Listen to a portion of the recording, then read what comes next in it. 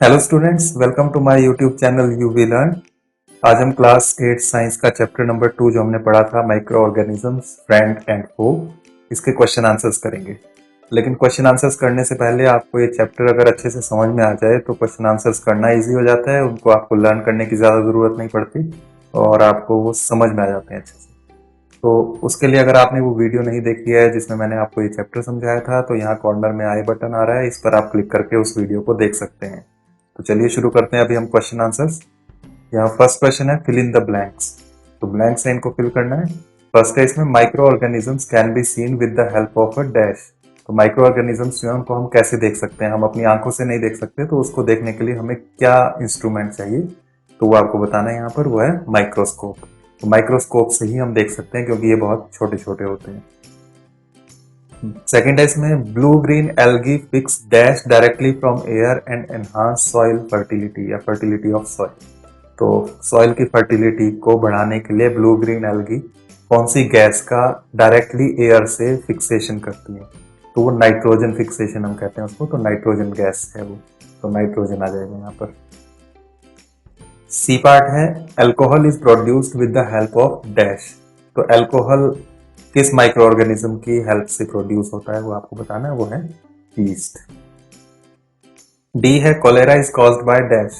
Cholera कौन से micro organism की वजह से होता है, तो कोलेरा होता है बैक्टीरिया की वजह से, तो हम यहाँ पर ये बैक्टीरिया लिख देंगे। नेक्स्ट क्वेश्चन है टिक द करेक्ट आंसर। तो यहाँ पर हर एक क्वेश्चन के 4 ऑप्शंस होंगे, उनमें से आपको करेक्ट आंसर पर टिक करना है। फर्स्ट क्वेश्चन है यहाँ पर इसमें east is used in the production of. तो ईस्ट किसकी प्रोडक्शन में यूज होता है, उसके 4 ऑप्शंस हैं sugar, alcohol, hydrochloric acid, oxygen. तो अभी फिल इन द ब्लैंक्स में भी आया था ईस्ट हम अल्कोहल की प्रोडक्शन में यूज करते हैं, तो यहाँ पर आप टिक कर देंगे अल्कोहल में और आंसर भी नीचे लिख देंगे सेकेंड अल्कोहल।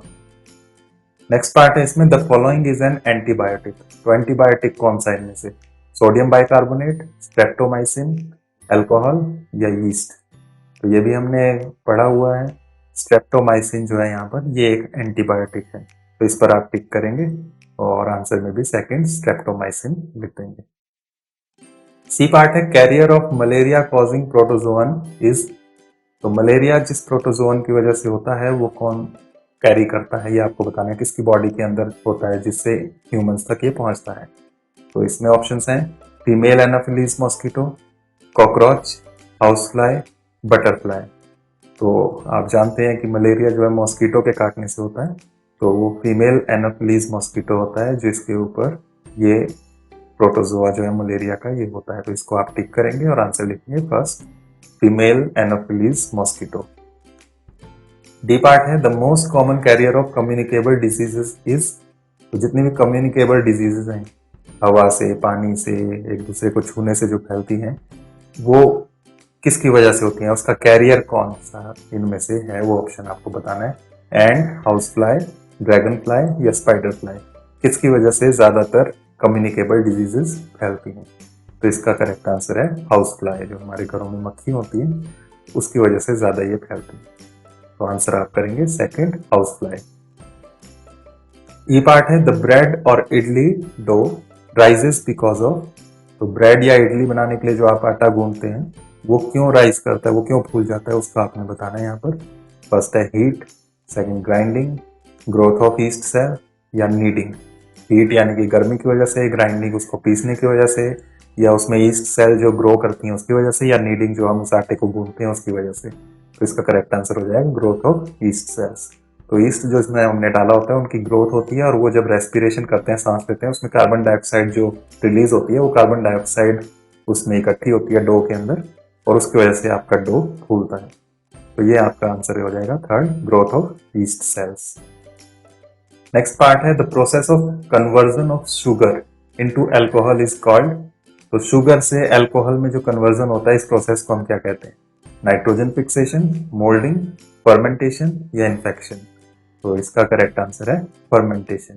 तो ईस्ट से हम जो करते हैं ये अल्कोहल में कन्वर्ट शुगर को, इसको हम फर्मेंटेशन कहते हैं प्रोसेस को, आप आंसर लिख देंगे थर्ड फर्मेंटेशन। नेक्स्ट क्वेश्चन है match the organisms in column A with their action in column B. तो यहाँ पर ऑर्गेनिजम्स हैं कॉलम ए में, bacteria, rhizobium, lactobacillus, yeast, protozoan, a virus. और कॉलम बी में इनके एक्शंस हैं, fixing nitrogen, setting of curd, baking of bread, causing malaria, causing cholera, causing AIDS, producing antibodies. तो किस माइक्रो ऑर्गेनिज्म का क्या काम है वो आपको बताना है यहाँ पर। तो इसमें फर्स्ट है बैक्टीरिया। हमने पीछे भी बात की, बैक्टीरिया जो है वो कोलेरा कॉज करता है, तो कोलेरा बीमारी जो है वो बैक्टीरिया की वजह से होती है, तो यहाँ पर आप मैच कर देंगे। नेक्स्ट है राइजोबियम। राइजोबियम का काम है नाइट्रोजन फिक्सेशन का, एटमोस्फेयर में जो नाइट्रोजन होती है उसको ये सॉइल में लेकर जाता है, तो यहाँ पर आप फिक्सिंग नाइट्रोजन के साथ इसको मैच करेंगे। Next lactobacillus. लैक्टोबैसिलस जो है ये एक बैक्टीरिया है जो कर्ड बनाने के काम आता है, दही बनाने के काम आता है, तो सेटिंग ऑफ कर्ड यहाँ पर आ जाएगा। Next east. ईस्ट की हमने पहले भी बात की। बेकिंग ऑफ ब्रेड, तो ब्रेड जो होती है उसकी बेक करने में ये हेल्प करता है। नेक्स्ट है प्रोटोजोअन। तो प्रोटोजोआ की वजह से कौन सी डिजीज होती है, तो हमने पीछे बात की मलेरिया, तो आप इसको मलेरिया के साथ मैच करेंगे, कॉजिंग मलेरिया। नेक्स्ट है वायरस। वायरस कॉज करता है एड्स, तो एड्स एक डिजीज है जो वायरस की वजह से होती है, तो आप यहाँ पर वायरस के साथ इसको मैच करेंगे। तो इस तरह से आपका ये मैचिंग का क्वेश्चन होगा। फोर्थ क्वेश्चन है, can micro organisms B seen with the naked I, if not how can they be seen. तो हम अपनी आंखों से देख सकते हैं कि नहीं देख सकते, वो पूछा है आपने, ये फिल इन द ब्लैंक में भी देखा, तो हम लिखेंगे no micro organisms can not be seen with the naked eye. तो पूरा क्वेश्चन में से ये बस इसके साथ नो लगाया आपने, और उसके बाद किसकी हेल्प से देख सकते हैं, तो वो लिखना है आपको, they can be seen with the help of a microscope. तो इस तरह से आप इसका आंसर लिखेंगे, माइक्रोस्कोप की हेल्प से इसको देख सकते हैं।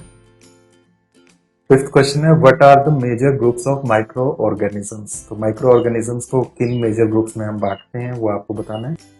तो आंसर बनेगा, major groups of micro organisms are first bacteria, then fungi, protozoa, algae and viruses. तो इस तरह से हम इन मेजर ग्रुप्स में इनको बांटते हैं।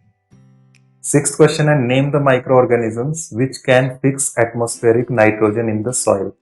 तो एटमॉस्फेयर की नाइट्रोजन को सॉइल में कौन फिक्स करते हैं, कौन से माइक्रो ऑर्गेनिजम्स है, उनका नाम बताना है। तो हमने पीछे भी बात की इसकी, ये है rhizobium and blue green algae.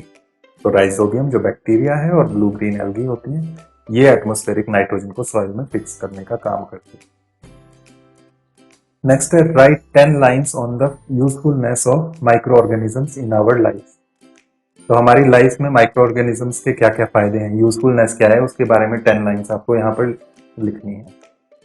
तो आंसर आप लिखेंगे, usefulness of micro organisms in our life. First, bacteria are use to make curd, cheese etcetera. तो पीछे बहुत सारी चीजें आ चुकी हैं, वही आपने लिखनी है यहाँ पर। तो फर्स्ट ये यूज हो गया, बैक्टीरिया जो है हमारे कर्ड, चीज एटसेट्रा ये चीजें बनाने में काम आते हैं। नेक्स्ट है, yeast is use for large scale production of alcohol, alcohol बनाने के काम आता है yeast. They are also use to produce wine and acetic acid, wine और एसिटिक एसिड बनाने के काम भी आते हैं ये ईस्ट। एसिटिक एसिड जो है वो सिरका कहते हैं हिंदी में, और इंग्लिश में आप इसको विनेगर भी कहते हैं कॉमनली। तो सिरका या विनेगर जो है वो ये एसिटिक एसिड है, तो ये भी ईस्ट से बनता है।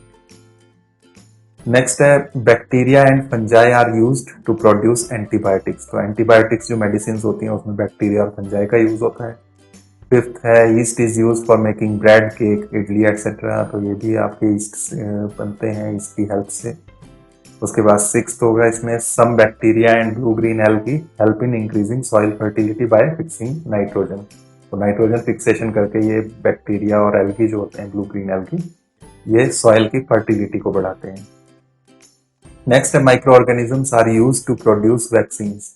तो वैक्सीन्स बनते हैं बहुत सारी बीमारी से बचने के लिए, तो वो माइक्रो ऑर्गेनिजम्स की हेल्प से बनते हैं, उन्हीं का यूज होता है उसमें। Next, they help in cleaning the environment by decomposing plant and animal waste. तो प्लांट और एनिमल वेस्ट जितने भी होते हैं, डेड डिकेइंग प्लांट्स हैं, एनिमल्स हैं, तो उनको ये डिकम्पोज करते हैं और उससे मैन्योर बनती है, खाद बनती है, जिससे एनवायरनमेंट क्लीन होता है। और नेक्स्ट इसी से रिलेटेड आ जाएगा यहाँ पर, they are use to prepare manure. तो यही डिकम्पोजिशन जो है इससे मैन्योर बनती है, खाद बनती है। और लास्ट हो जाएगा, nowadays micro organisms are being used in pollution control. तो आजकल माइक्रो ऑर्गेनिजम्स का यूज पॉल्यूशन को कंट्रोल करने में भी हो रहा है। तो जितनी भी गैसेस, हार्मफुल गैसेस एटमॉस्फेयर में होती हैं, उनको ये नॉन हार्मफुल गैसेस में कन्वर्ट करने का काम भी करते हैं माइक्रो ऑर्गेनिजम्स। तो इस तरह से पॉल्यूशन को कंट्रोल करने का भी काम करते हैं। तो इस तरह से आप इस क्वेश्चन का आंसर लिखेंगे। नेक्स्ट क्वेश्चन है right a short paragraph on the harmful effects of micro organisms. अभी पीछे देखा हमने कि ये माइक्रो ऑर्गेनिजम्स हमारे लिए किस तरह से फायदेमंद है, हेल्पफुल है। अब यहाँ पर हार्मफुल इफेक्ट्स क्या है, उनके नुकसान क्या है, वो आपको बताना है। तो इसका आंसर आप इस तरह से देंगे, micro organisms cause diseases in plants and animals. Plants और एनिमल्स में डिजीजेज इसकी वजह से होती है, माइक्रो ऑर्गेनिजम्स की वजह से। For example cholera, malaria etcetera are caused by micro organisms in humans. तो इंसानों में भी कॉलेरा, मलेरिया, ये कुछ बीमारियों के नाम हैं जो माइक्रो ऑर्गेनिजम्स की वजह से होती हैं। आजकल कोविड का दौर चला हुआ है, तो कोविड भी माइक्रो ऑर्गेनिज्म की वजह से ही होता है। नेक्स्ट इसमें आप बता सकते हैं micro organism spoil the food by decomposing it and cause food poisoning. तो पुराना बचा हुआ जो फूड होता है उसको भी ये डिकम्पोज कर देते हैं माइक्रो ऑर्गेनिजम्स, और उसकी वजह से फिर उसको अगर हम खाएं, जो खराब हो गया खाना, उससे फूड पॉइजनिंग हो सकती है।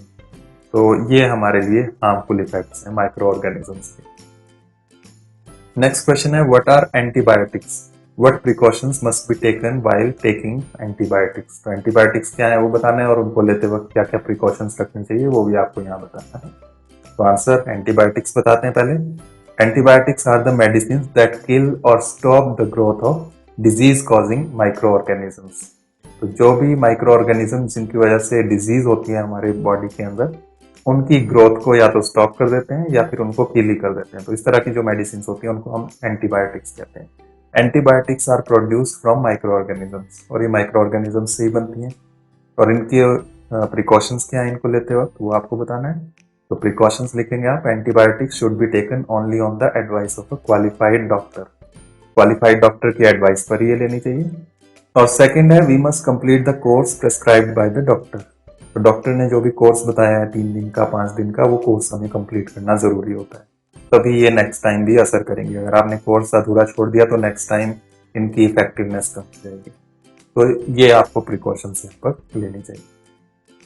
तो इस तरह से यहाँ पर इस चैप्टर के क्वेश्चन आंसर्स खत्म होते हैं। अगर आपको ये वीडियो अच्छी लगी हो तो इसे लाइक और शेयर करें, साथ ही मेरे चैनल को सब्सक्राइब करें, और साथ में जो बेल आइकन आता है उसको भी प्रेस करें, ताकि इस तरह की जो भी वीडियोस मैं आपके लिए बनाऊं उसकी नोटिफिकेशन आपको मिलती रहे।